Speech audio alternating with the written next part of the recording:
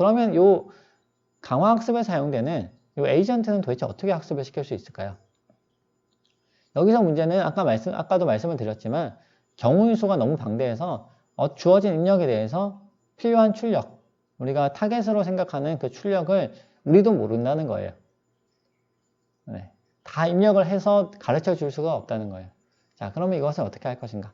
그러면 요것을 스스로 요거를 실행을 시켜가면서 에이전트가 요 환경을 가지고 다양한 입력을, 액션을 줘가면서 스스로 학습할 수 있도록 만들어 보자 라고 하는 것이 요 강화학습의 기본 개념입니다. 그럼 어떻게 스스로 학습을 할 수 있을 것인가?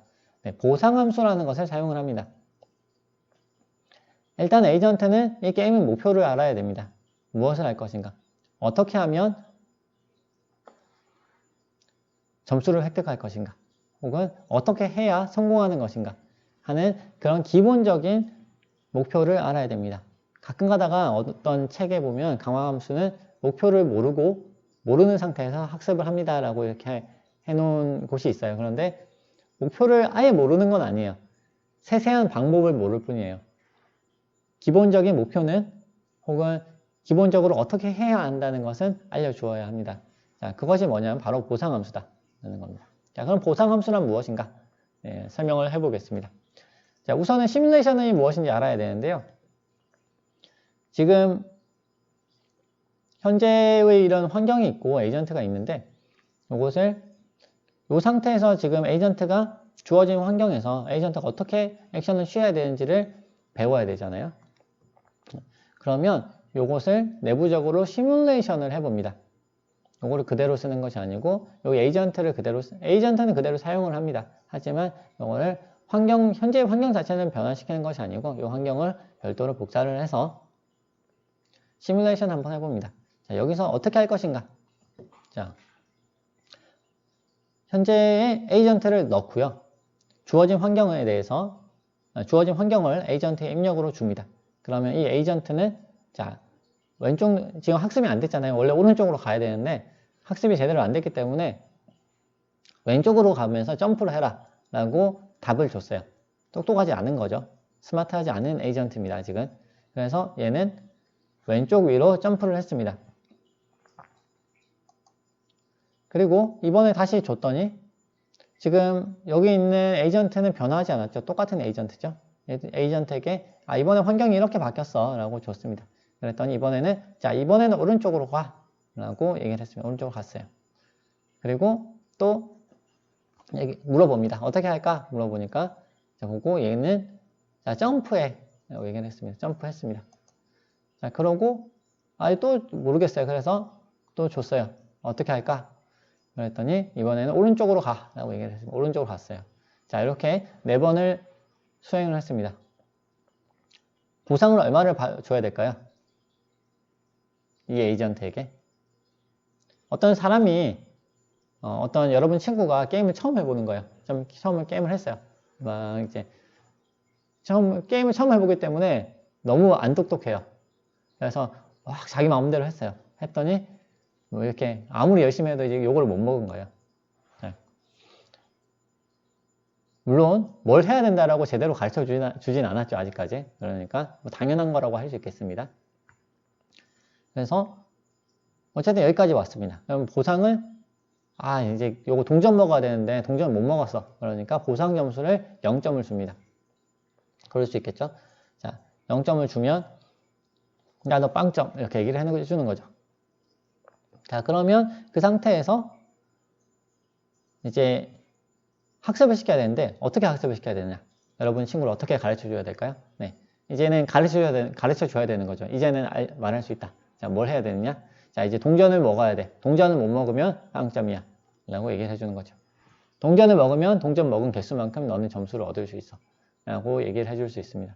그렇게 해서 보상을 최대화하도록 이 에이전트의 내부 구조를 바꿔줍니다. 자, 어떻게 하는 것이 보상을 올릴 수 있을까 하면서 에이전트 내부 구조를 웨이트를 쭉 바꿔줍니다. 보통 지금까지의 그 학습의 경우에는 손실함수를 최소화시키는 거였죠. 손실함수를 최소화시키는 건데 여기는 보상을 최대화시키는 거. 그래서 손실함수를 이제 보통 요 강화학습에서 이제 정의를 할 때요. 앞에 마이너스가 하나 붙어요. 왜냐하면 보상에다가 마이너스를 붙여 놓으면 네. 원래 보상은 최대화시키는 건데 앞에 마이너스 붙여 놓으면 마이너스 붙여 놓은 요것을 최소화시키면 되는 거니까. 그죠? 그래서 이제 뭐 그런 식으로 내부적으로 일어나는데 거기까지는 뭐 이제 지금 여러분이 다 이해를 하실 필요는 없고요. 일단은 기본적으로 요것을 보상을 최대화하도록 학습을 한다. 네. 일반적인 학습하고는 반대 방향으로 학습을 한다라고 생각을 하시면 되겠습니다. 자, 그런데 여기서 이제 우리가 생각을 해봐야 될 문제가 하나 있습니다. 보상을 도대체 어떻게 정의를 할 것인가? 자, 동전을 먹으면 보상을 하게 할 수 있어요. 자, 그러면 이제 동전을 못 먹었죠. 0점이에요. 0점이니까 얘는 보상을 최대화하도록 학습을 해야 되는데 문제는 뭐냐면 어떻게 하면 먹을 수 있는지에 대한 정보가 제로예요. 그러면 보상을 최대화하도록 에이전트를 학습을 시키려고 하지만 이 보상을 최대화한다는 게 무엇인지 잘 모르겠죠. 자, 그래서 이거를 어떻게 하냐면요. 한 번만 하는 것이 아니고 여러 번 반복해서 합니다. 지금 똑같은 환경을 주면은 사실 말이 안 되고요. 요 다양한 환경을 줘요. 이제 이런 아케이드 게임에서 맵이 요거 하나만 있는 건 아니잖아요. 계속 진행을 하면서 여러 가지 계속 다른 맵들이 있겠죠. 그리고 요 게임 캐릭터의 처음 위치가 여기일 수도 있고 게임 캐릭터의 처음 위치가 가운데 있을 수도 있고 뒤에 있을 수도 있어요. 그래서 그 다양한 환경을 주면서 요 과정을 계속 반복을 합니다.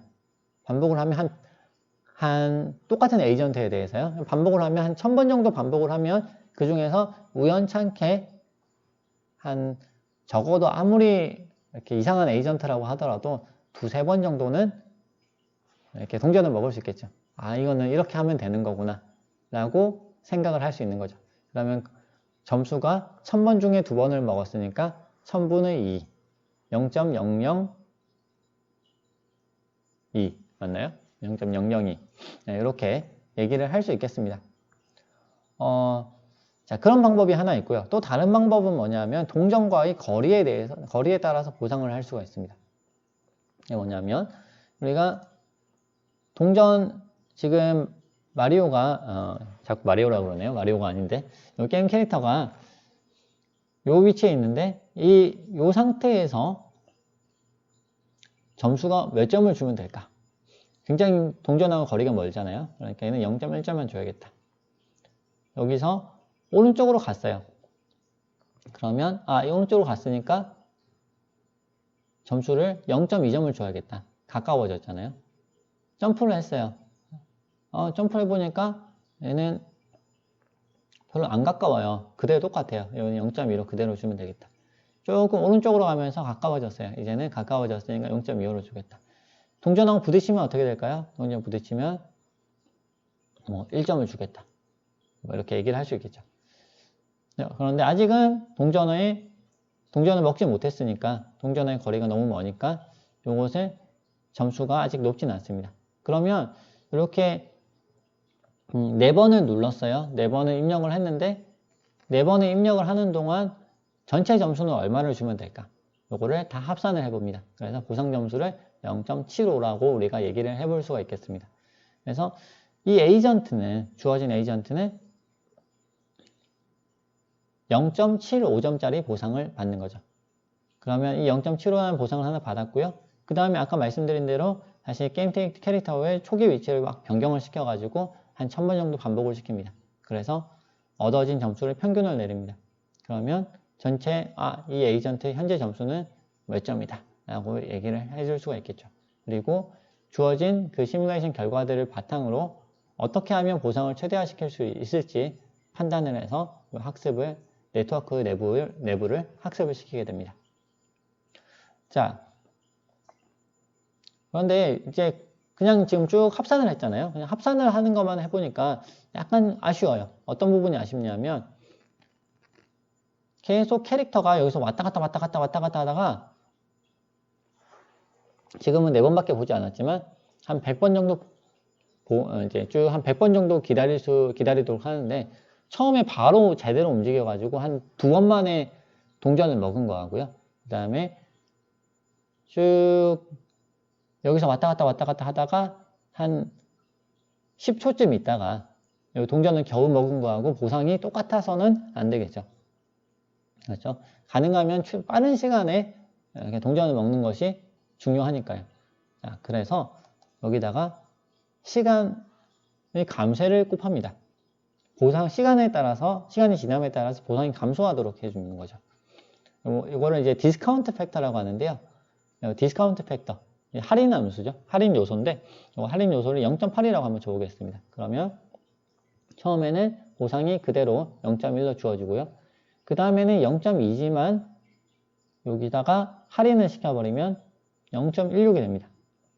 그리고 그 다음에 다시 점프를 해버리니까 얘는 지금 잘못한 거잖아요. 0.2에다가 시간이 지금 지났어요. 시간을 버리고 있어 하고 0.8을 제곱을 곱해줍니다. 그러면 얻어지는 보상이 더 줄어들죠. 그리고 얘가 이번에 조금 가까워졌어요. 그래서 0.25라는 보상을 받을 수 있지만 시간이 많이 지났기 때문에 다시 할인 디스카운트 팩터를 다시 곱해줍니다. 그럼 0.8에 이번에는 3승을 곱하죠. 그러면 0.25긴 했는데 점수는 상승했지만 실제로 최종적으로 얻어진 점수는 0.128로 앞서 동일합니다. 그래서 얘네들을 더해줍니다. 0.1, 0.16, 0.118, 0.118 더해보니까 보상 점수가 0.516이 나왔습니다. 자, 이런 식으로 보상을 우리가 정의를 해줄 수가 있습니다. 자, 그래서 시뮬레이션을 여러 번 반복해 보겠습니다. 이렇게 해가지고 반복을 시켜봅니다. 이번 해보니까 0.6이 나왔습니다. 자, 또 이번에 또 시뮬레이션을 또 합니다. 또 해보니까 이번에는 0.916이 나왔습니다. 자, 그래서 점점 이게 변화하는 거죠. 처음에 우리가 시뮬레이션을 한 번 해가지고 이게 한 번이 아니고 이게 여러 번 반복했다는 거예요. 이 상태에서 여러 번 반복해가지고 점수가 0.516이 나왔고요. 요거를 자, 보상을 최대화하도록 에이전트를 학습을 시켜봅니다. 그리고 다시 시뮬레이션 한 번 또 더 해가지고요. 이제 학습이 된 상태에서 다시 또 돌리는 거죠. 해가지고 이거를 쭉 시뮬레이션 해보니까 보상 점수가 0.6이 나왔어요. 또 시뮬레이션을 요 안에서 여러 번 돌리겠죠. 한 1000번 정도 돌려서 최종적으로 평균 해보니까 그래도 0.6이 나왔다. 그러면 여기 나온 보상 점수를 가지고 보상을 최대화하도록 에이전트를 학습을 시켜줍니다. 네. 그리고 학습된 에이전트를 사용을 해서 업데이트된 에이전트를 사용을 해서 다시 또 시뮬레이션을 또 하는 거죠. 해보니까 이번에는 0.916 드디어 동전을 먹었습니다. 자, 강화학습이 이런 식으로 이제 구성이 됩니다. 조금 이해가 좀 더 많이 되셨나요? 그럼 제가 포인트를 좀 짚어드리겠습니다. 강화학습은 환경 그리고 에이전트로 구성이 된다. 환경은 그 자체로 존재를 한다. 그리고 주어지는 액션에 따라서 환경은 변화할 수 있다. 그리고 그래서 환경 입장에서는 액션은 일종의 변수다. 네. 그리고 에이전트는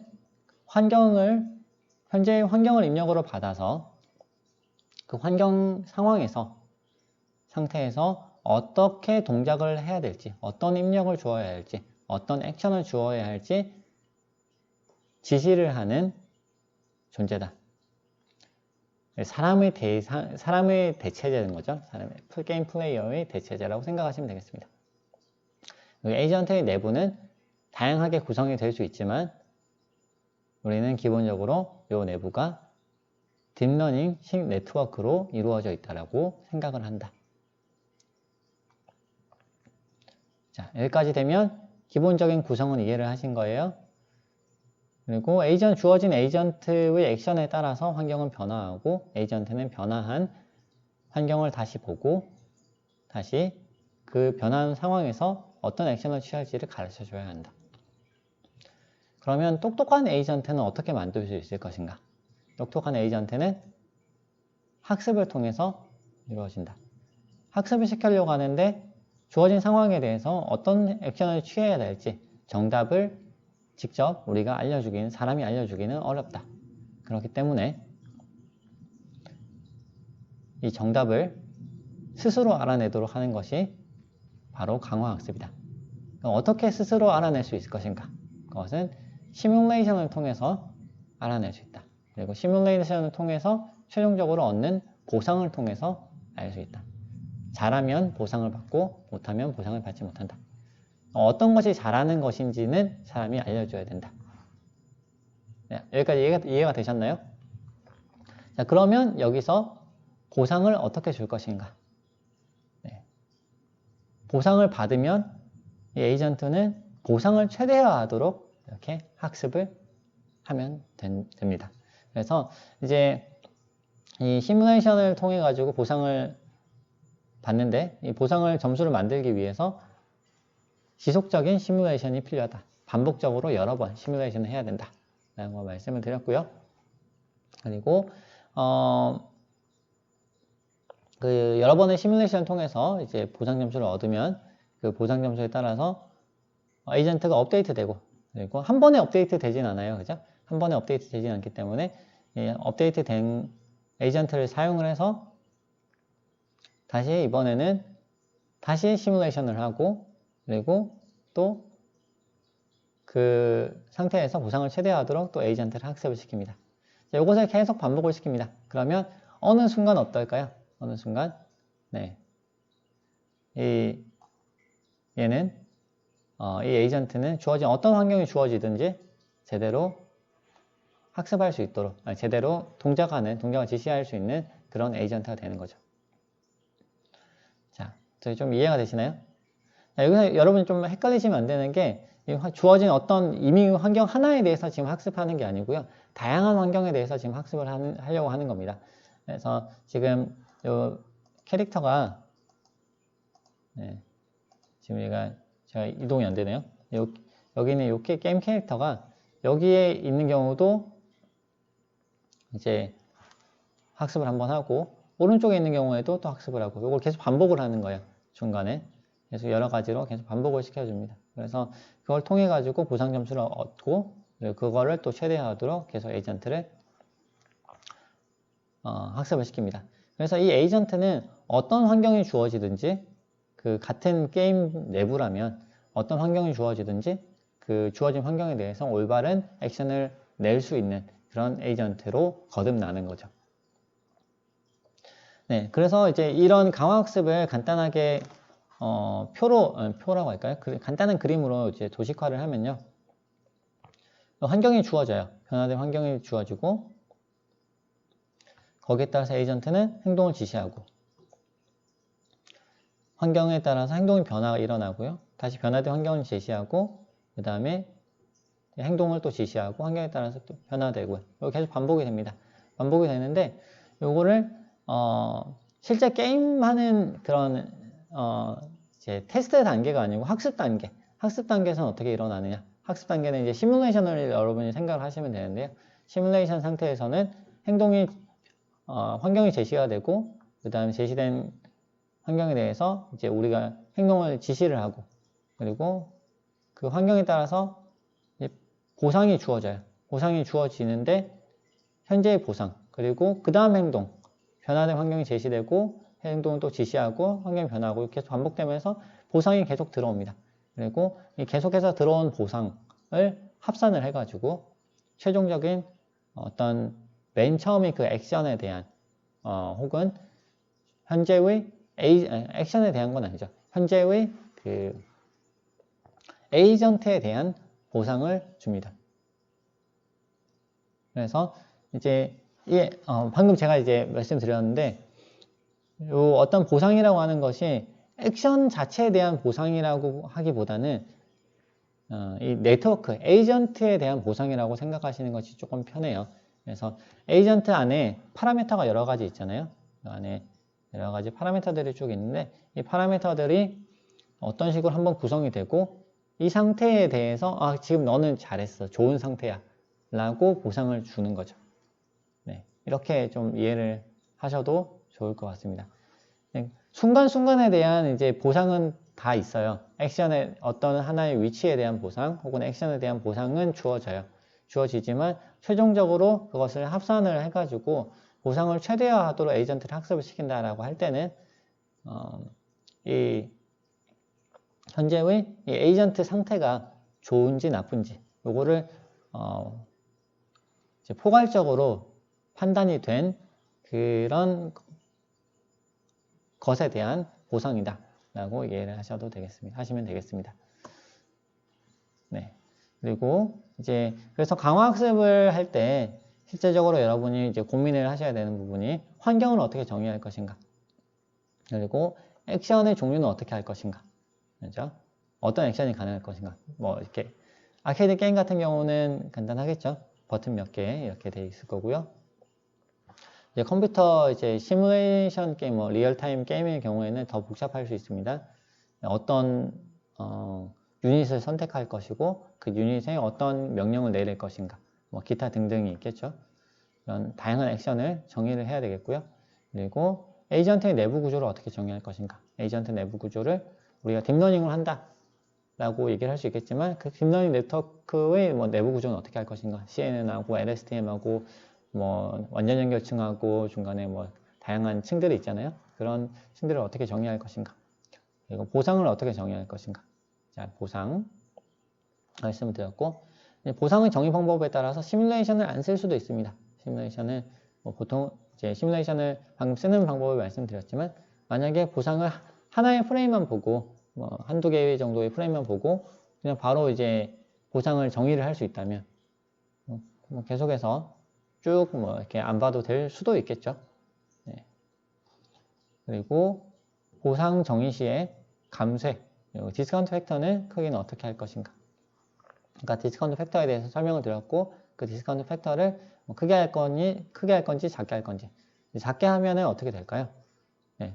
멀리 있는 이제 한 열심히 이렇게 가가지고 한 5분 뒤에 겨우 맨 처음에 막 가다가 이제 보상이 제로 없는데 한 5분쯤 뒤에가 이렇게 가면은 5분쯤 뒤에 어떻게 어마어마한 보상을 얻게 된다 라고 할 수도 있겠죠. 근데 그런 보상에 대해서는 우리가 얻을 수 없겠죠.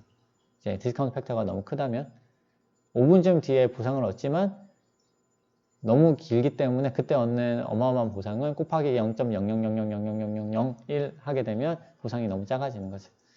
네, 그런 게 있고요. 반대로 이제 디스카운트 팩터가 이제 그러면 크다고 항상 좋은 건 아니에요. 크다면 시간을 또 단축시켜야 될 필요가 있을 수 있는데, 시간 단축시키는 것에 있어서 이제 뒤쪽에 있는 것들을 너무 많이 고려하다 보면은 당장 바로 앞에서 얻는 그런 중요한 보상들을 놓칠 수도 있는 거죠.